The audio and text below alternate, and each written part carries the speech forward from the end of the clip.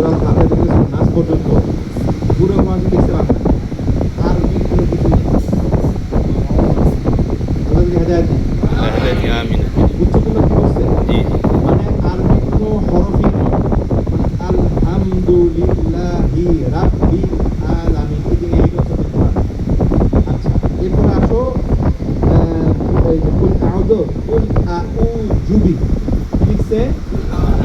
কুল কুল আউযু বি রাব্বিল ফালাক, বুঝছো? এরপর আসো, এই লিখছে মিন শাররি মা খালাক। আল্লাহ আল্লাহ। এই হচ্ছে আমাদের দেশের অবস্থা। আচ্ছা বলো তো, কোরআন নামে আরবিতে না? আরবি। তুমি ইঞ্জিনিয়ার হতে পারতেছো, তুমি ডাক্তার হইতে পারতেছো, তুমি বড় সায়েন্টিস্ট হতে পারতেছো, বিজ্ঞানী হতে পারতেছো, সায়েন্সের পরীক্ষাতে যে করতে পারতেছো, তুমি এটা আরবি করতে পারো না?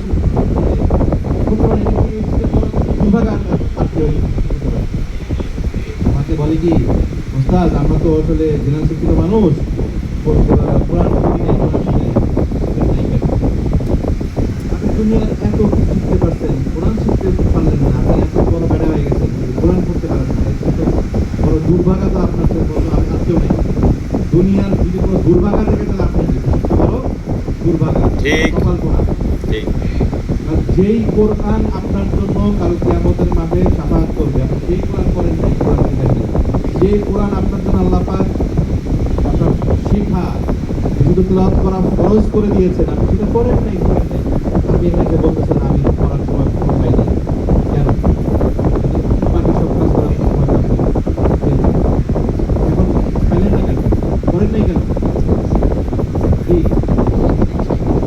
তো এই যে বাংলা কোরআন লেখা, এই যে ফাতিহা থেকে নিয়ে নাস পর্যন্ত বাংলা কোরআন লেখা, বাংলাতে লেখা কোরআন লেখা, এটা কি উচিত হচ্ছে? ঠিক আছে, যারা এই কাজটা করছে, আরবি হরফ তো কখনো বাংলাতে উচ্চারণ করা সম্ভব? সম্ভব না। জাপানি দিয়ে, না সম্ভব চাইনিজ দিয়ে, না। হ্যাঁ। এখন যেমন ধর জাপানে চায়না বলে মি হ, তুমি কেমন আছো, আজকে এই মি হ ক্যাপ ও ক্যাপ দিয়ে কোরআন করা হবে? না হবে না। আমাকে বোঝাও দেখি। হ্যাঁ হবে। কোরআনকে পড়তে হবে, কোরআনের মধ্যে পড়তে হবে। জি জি প্রত্যেকটা হরফ তার নির্দিষ্ট জায়গা থেকে উচ্চারণ হবে, জি এবং কীভাবে উচ্চারণ করতে হবে আল্লাহ রাসূল সাহাবায়ে কেরামকে শিক্ষা দিয়েছেন। সাহাবায়ে কেরাম জি পরবর্তী ধাপের লোকজনকে, অন্যান্য লোকজনকে, এইভাবে যুগে যুগে চলে আসছে আমাদের মধ্যে, নাকি? জি। আমরা আমাদের ভাষা তো কি আরবি না? না। আমরা কোরআন শিখলাম, কিভাবে শিখলাম? কারণ সদিচ্ছা, সদিচ্ছা সদিচ্ছা। সদিচ্ছা থাকে, ইচ্ছা থাকে, আমি কোরআনটাকে শিখবো, জি। আল্লাহ পাক আমাদের শেখার আদেশ দিয়েছেন, তাহলে